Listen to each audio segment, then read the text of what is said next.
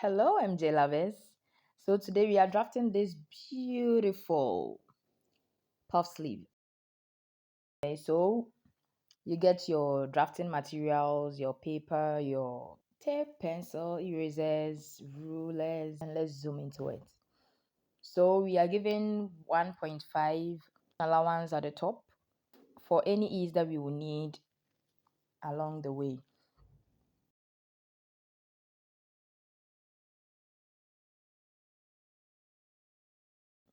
And then we take the measurement of the paper. This is a small piece, and so I needed to measure the entire paper and then find the middle of it. Now we strike a straight line through, and then we take a crown to armhole measurements of 5 and then the full sleeve measurements. Then we take our round arm. Mine is 15, so 7.5 and then 1 inch stitching allowance. Okay, so at this point too, at the crown, let's strike a straight line through. Mind you, we are going to use just half piece of the sleeve. That's why I didn't rule the line to the far end of the left side. So with our crown to sleeve of about 10, we have to divide into 5 portions as usual. If you missed the drafting of a sleeve, a full sleeve pattern, please, I have it. There is a link under this that will take you directly to that. Now at point 2, you go out half inch, and then at point 4, you come in half inch, okay, and then draw your curves through that from point 1 through point 2 to point 3, and from point 3 through point 4 to point 5. Guys, make sure you subscribe, like, and drop a comment. Thank you.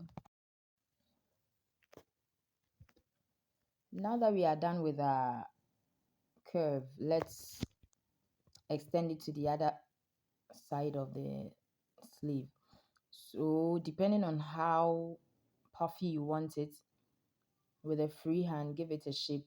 And then we are taking just about 2.5 at the other side of it, depending on how big you want it, guys. This is an exaggerated sleeve, so depending on how far you want to go with your puff, you use your free hand, and then when you are done, you use your curves and your rules to give it shape. Okay, now let's measure. The paper is not straight, and so I have to give a straight line at the edge of it. Then we are done, and then we are cutting out. Mind you, guys, make sure you add your half-inch stitching allowance to it. At the other side, the exaggerated parts, we added enough to it, and so I'm not going to add any stitching allowance. When we stitch, we are going to get enough. Then draw your straight lines, 1 inch or 1.5, 2 inches distance, depending on how you want it, and then slash and spread. Guys, make sure you subscribe, like, and drop a comment. Thank you.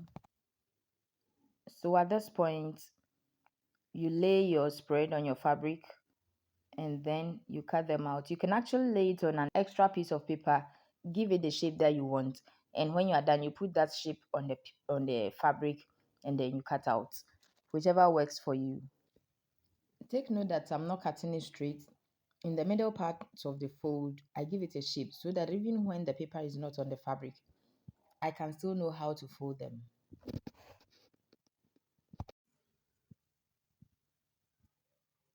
So this is what I was talking about. It makes it easy to fold.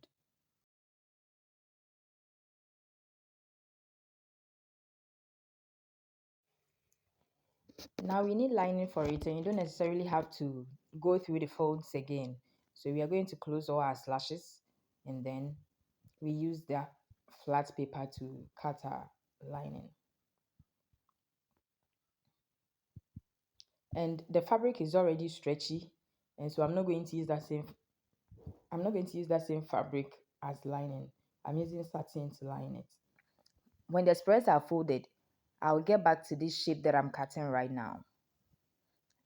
I hope it makes sense. So you're cutting 4 of this, 2 for each side. just as we cut for the main body. Guys, make sure you've subscribed, make sure you give me a like, drop a comment. Thank you. And then when I was done, I added interfacing to the main body to give it a bit of structure. Now this is where we are going to stitch around at the etikopo. Okay, so you are stitching around there, and this is what you are going to get at the end of it when you join your lining. But without joining the lining, this is how I pinned it down, and then I stitched on the edges to hold the shape down. Let me show you here. Okay, so you fold it, you fold them down, get the lines as you want, get the folds as you want, and then this is the half inch that I stitched. Cut through them to create ease for the curve. You know it's a curve, and so if you don't create that ease, it will crease. There will be pressure in it. So cut through to give it that, then give your folds and give it a basting stitch just as the pin is holding it down. Join your lining to it and then fuse it to your dress, and then ta-da, you're done. Please make sure you've subscribed before leaving.